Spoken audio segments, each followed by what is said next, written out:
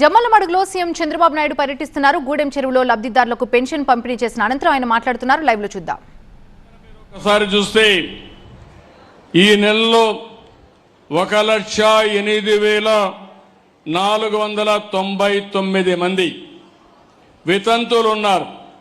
వాళ్ళకి ఇవ్వాలి, ఇవ్వకుండా ఎగ్గొట్టారు. వాళ్ళందరికీ నెలలో ఇచ్చా. దీనికి 43,40,00,000 అవుతుంది. సంవత్సరానికి 520 కోట్లు అదనంగా అర్హులైన వితంతువులకి, ఆడబిడ్డలకి సహాయం చేశానని చెప్పి కూడా నేను మీకు తెలియజేస్తున్నా. ఇలాంటి కార్యక్రమాలు ఇచ్చి మనం ముందుకు పోయే పరిస్థితికి వచ్చాం. ఇంకో పక్కన మీరు ఒక్కసారి చూస్తే ఈరోజు నేను తీసుకున్న ఈ కార్యక్రమంలో మీకు ఒక అవగాహన ఉండాలి. మీరు ఇంటింటి దగ్గర మీరే చెప్పే పరిస్థితులు రావాలి. మొత్తం పెన్షన్లు అన్ని రాష్ట్రాల్లో ఇస్తారు. ఒక రాష్ట్రంలోనే కాదు, దేశంలో 27 రాష్ట్రాలు ఉన్నాయి, 8 యూనియన్ టెరిటరీలు ఉన్నాయి. ఈరోజు నేను చెప్పినట్టు ఆంధ్రప్రదేశ్లో 32,143 కోట్ల రూపాయలు సంవత్సరానికి పింఛనిచ్చే ఏకైక రాష్ట్రం భారతదేశంలో ఆంధ్రప్రదేశ్ రాష్ట్రం. మన తర్వాత తెలంగాణ 8,179 కోట్లు, కేరళ 7,295 కోట్లు, హర్యానా 7,194 కోట్లు, వెస్ట్ బెంగాల్ 5,460, రాజస్థాన్ 5,160. నేను ఎందుకు ఈ విషయం చెప్పానంటే ఏమి ఇచ్చారని అడుగుతున్నారు. కొంతమందికి ఇంకా కావాలని ఆశ ఉంది, తప్పు లేదు. అయితే మీకు తెలియాలి, ఈ ప్రభుత్వం సంవత్సరం 32,146 కోట్లు, దగ్గర 64 లక్షల మందికి, 64 లక్షల కుటుంబాలకి 4,000, 6,000, 10,000, 15,000 ఇచ్చే ఏకైక ప్రభుత్వం ఈ ప్రభుత్వం. దీనికంటే గొప్ప కార్యక్రమం ఏముందని అడుగుతున్నా. నాకు కూడా ఒక తృప్తి, ఒక ఆనందం. జీవితంలో పేదవాళ్ళకు సహాయం చేస్తే అందులో ఉండే తృప్తి ఏ కార్యక్రమం చేసినా ఉండదని చెప్పి కూడా నేను మీకు తెలియజేస్తున్నా.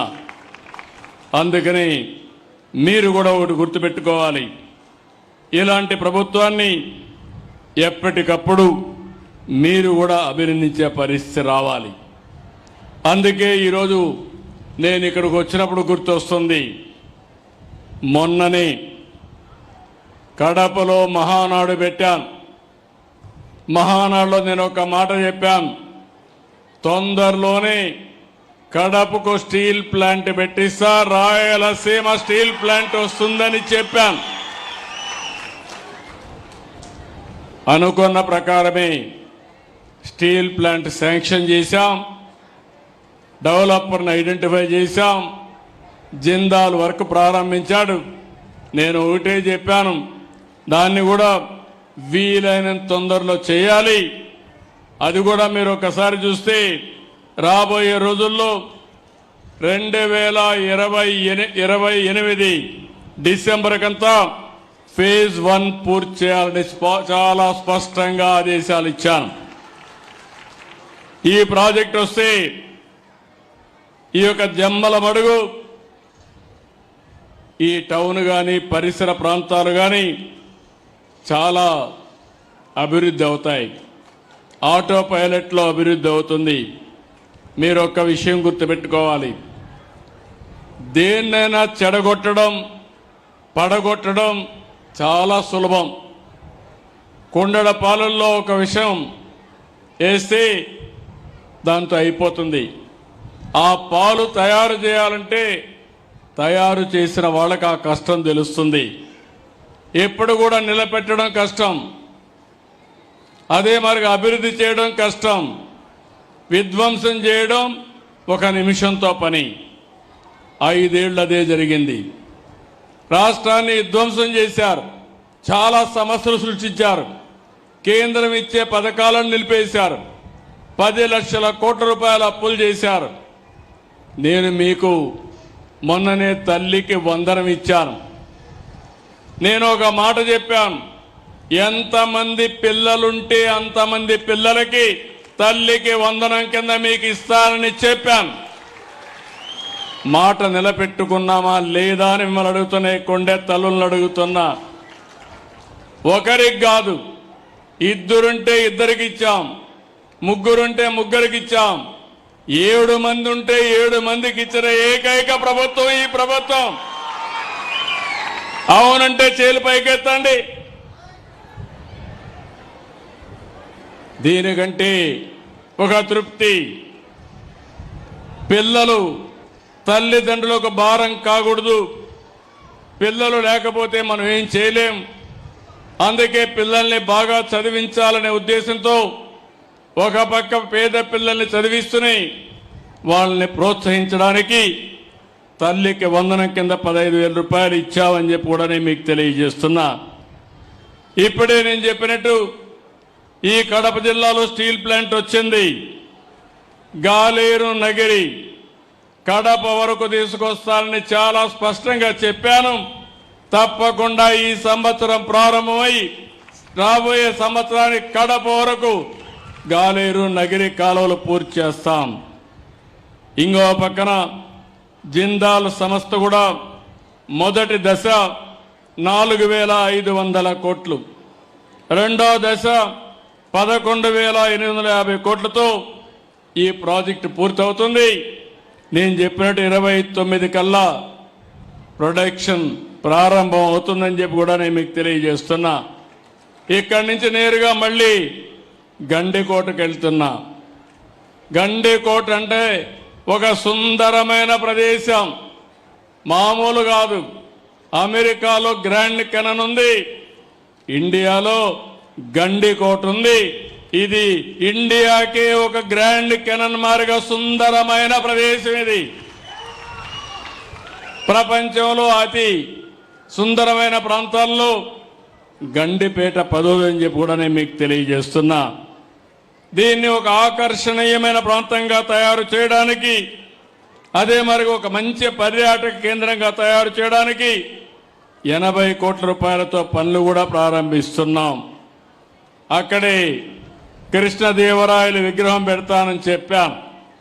రేపు రాబోయే రోజుల్లో గండికోటలో కృష్ణదేవరాయల విగ్రహం కూడా పెట్టిస్తామని చెప్పి కూడా నేను మీకు తెలియజేస్తున్నా.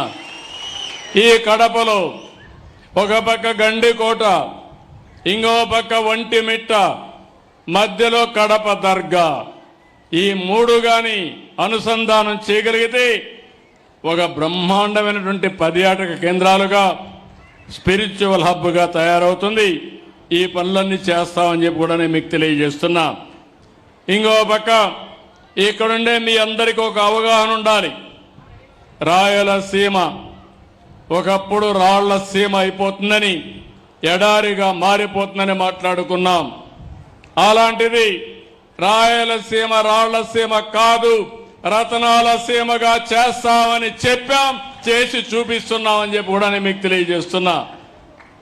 ఈరోజు ఈ ప్రాంతంలో కావాల్సింది నీళ్లు కావాలి. అందుకే మీరు ఒకసారి చూస్తే చరిత్రలో 40 ఏళ్లకు మునుపు ఒక మహానాయకుడు ఎన్టీ రామారావు గారు ఆలోచించిన విధానం, తెలుగు గంగ ద్వారా చెన్నైకి నీళ్లు తీసుకుపోవాలంటే కాదు, నా రాయలసీమకు నీళ్లు ఇచ్చిన తర్వాతనే చెన్నైకి నీళ్లు పోతాయని చెప్పిన ఏకైక నాయకుడు నందమూరి తారక రామారావు గారు. ఆయన ఆలోచనలో పుట్టిన ప్రాజెక్టే అందరి నీవా, తెలుగు గంగ, గాలేరు నగిరి, SRBC అని చెప్పి నేను మీకు తెలియజేస్తున్నా. అక్కడి నుంచి ప్రారంభమైనాయి. ఆ తర్వాత నేను అన్ని కూడా ఇచ్చేశాం. నిన్ననే హంద్రి నీవా ఈ ప్రభుత్వం వస్తానే పనులన్నీ ప్రారంభించి వెడల్పు చేసి లైనింగ్ చేసి దగ్గర దగ్గర 3,800 కోట్ల రూపాయలతో 3,900 క్యూసెక్స్ నీళ్లు మళ్లించడానికి ఈ సంవత్సరం అంతా పనిచేశాం. పనులన్నీ పూర్తవుతాయి. తొందరలోనే అందరి నీవ పూర్తి చేయడమే కాకుండా నీళ్లు అందించి అన్ని చెరువులు పూర్తి చేసి కుప్పానికి కూడా నీళ్లు తీసుకుపోయే కార్యక్రమానికి శ్రీకారం చుట్టాం. ఈరోజు మీరందరూ గుర్తుపెట్టుకోవాల్సింది, దీనివల్ల చాలా లాభం వస్తుంది. ఈరోజు గండికోట ఉంది. గండికోట ప్రాజెక్ట్ ఎవరు కట్టారంటే ఎన్టీ రామారావు గారే ప్రారంభించారు. దాన్ని పూర్తి చేసింది నేనే పూర్తి చేశా, ల్యాండ్ ఎక్విజిషన్ చేశాం, అన్ని పనులు చేసింది ఆనాటి తెలుగుదేశం ప్రభుత్వం అని చెప్పి కూడా నేను మీకు తెలియజేస్తున్నా. ఇవే కాకుండా ఈరోజు మీరు ఒక్కసారి ఆలోచిస్తే 14, 19 ఎప్పుడు కూడా ఇక్కడ కడపలో మీరున్నారు. మొన్న 7 సీట్లు గెలిపించారు. నాకు అనిపిస్తుంది ఈసారి 10కి 10 సీట్లు కూడా గెలిపించడానికి మీరు సిద్ధంగా ఉన్నారు. అయితే మీ రుణం మేము తీర్చుకోవాలి. అందుకనే ఈసారి మీరు ఒక్కసారి చూస్తే చేసిన పనులు కూడా మీరు కూడా అర్థం చేసుకోవాలి. 14, 19 12,241 కోట్ల రూపాయలు ఖర్చు పెట్టి అన్ని ఇరిగేషన్ ప్రాజెక్టులన్నీ పూర్తి చేశాం. ఎక్కువ ముందుకు తీసుకుపోయాం. తర్వాత 19, 24లో 2,000 కోట్లే ఖర్చు పెట్టారు.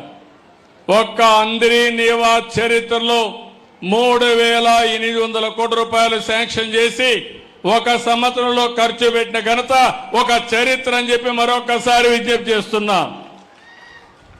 దీనివల్ల ఈ సంవత్సరం ఇంకా మనకు వర్షాలు పడాలి. కొన్ని ఇబ్బందులు వచ్చాయి, కానీ రిజర్వాయర్లన్నీ కళకళలాడుతున్నాయి. మీరు చూస్తే ఈ రాయలసీమలో ఉండే జీడిపల్లి కానీ, మారాల, చెర్లోపల్లి, అదే మరిగా ఈ పక్కన చూస్తే ఔక్ కానీ, గండికోట కానీ, పక్కనుండే బ్రహ్మసాగర్ కానీ, మైలవరం కానీ అన్ని ప్రాజెక్టులు పూర్తి చేసింది తెలుగుదేశం పార్టీ అని చెప్పి కూడా నేను మీకు తెలియజేస్తున్నా.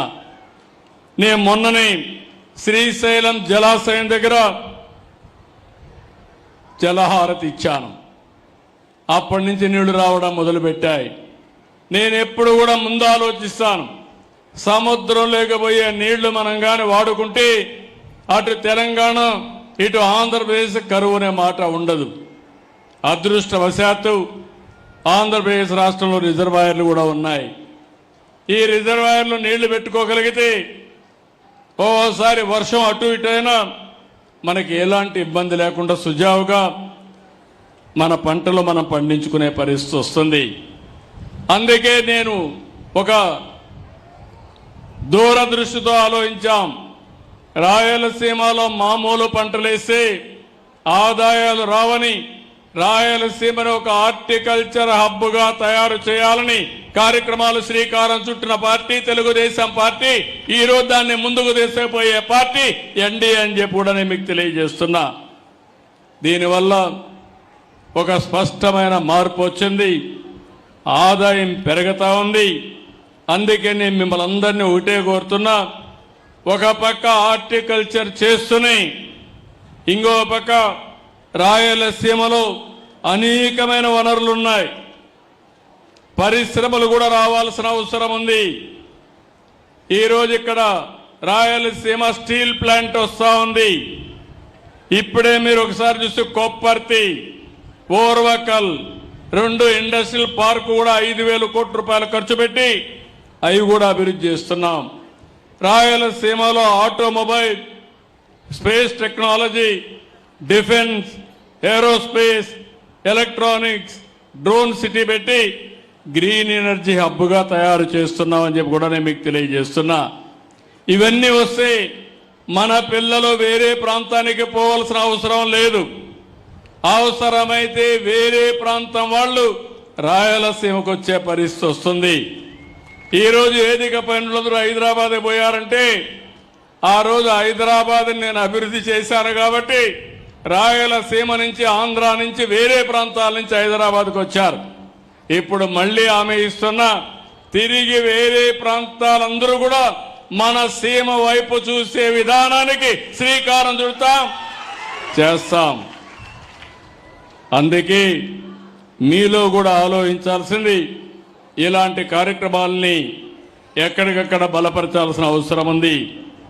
ఈ నెల రేపే అన్నదాత సుఖీభవ, రైతులందరికీ అకౌంట్లో డబ్బులు వేసే కార్యక్రమానికి శ్రీకారం చుడుతున్నాం. నేను ఒకటే మాట చెప్పాను, మేము 14,000 రూపాయలు ఇస్తాం, కేంద్రం 6,000 రూపాయలు ఇస్తుంది. రెండు కలిపి ఒక్కొక్క రైతుకి 20,000 రూపాయలు మీ అకౌంట్లో వేసే బాధ్యత నాదని చెప్పాను. ఇంత మునుపు గవర్నమెంట్ 12,500 ఇస్తామని 7,500 ఇచ్చారు. 7,500 నుంచి ఒకేసారి 14,000కు పెంచిన ఘనత ఈ ప్రభుత్వానిదని చెప్పి నేను మీకు తెలియజేస్తున్నా. ఏది రైతు ప్రభుత్వం, ఏది రైతు వ్యతిరేక ప్రభుత్వం మీరే ఆలోచించాల్సిన అవసరం ఉంది. నేను మైక్రో ఇరిగేషన్ ఇచ్చాను, డ్రిప్ ఇరిగేషన్ పెట్టి 90% రాయలసీమలో సబ్సిడీ ఇచ్చాం. దాన్ని నిలిపేశారు, మళ్ళీ నేను కొనసాగించాను. అదే మరిగా వ్యవసాయ రంగంలో ఆధునీకరణకు శ్రీకారం చుట్టాం. ఇంకో పక్క డ్రోన్ సిటీ పెట్టి డ్రోన్లన్నీ కూడా మీకు అందుబాటులో పెట్టి ఎక్కడైనా తెగులు వస్తే నేరుగా మందు కొట్టేది కూడా డ్రోన్ ద్వారా కొట్టే ఏర్పాట్లు చేపిస్తున్నానని చెప్పి కూడా నేను మీకు తెలియజేస్తున్నా. అదే మరి మా ఆడబిడ్డలందరికీ శుభవార్త, ఈ నెల 15 నుంచి నేను చెప్పిన మాట ఫ్రీ బస్, శ్రీ శక్తి, ఈ సౌకర్యం కూడా మీ అందరికీ ఏర్పాటు చేస్తా. దానివల్ల ఎక్కడన్నా పని చేయాలన్నా లేకుంటే ఎక్కడికైనా పోయి రావాలన్నా స్వేచ్ఛగా ఆడబిడ్డలందరూ చేసుకునే పరిస్థితి వస్తుంది. నేను ఇక్కడుండే ఈ జిల్లాలో మనం ఒక్కటి గుర్తుపెట్టుకోవాల్సిన అవసరం ఉంది. చాలా నదులు ఉన్నాయి, పాపాగ్ని ఉంది, చిత్రావతి ఉంది, మాండవ్య ఉంది, పినాకిని ఉంది, పెన్నా ఉన్నాయి. కానీ నీళ్లు మాత్రం ఓసారి రాకుండా అవస్థపడుతున్నాం.